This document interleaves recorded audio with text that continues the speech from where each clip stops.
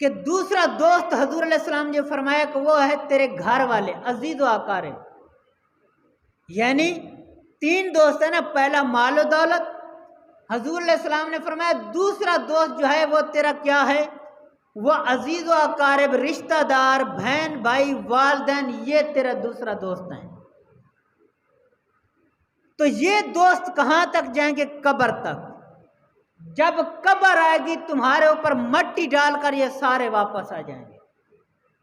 پہلا دوست سانسیں ہیں تو تمہارا دوست ہے، سانس ختم دوستی ختم۔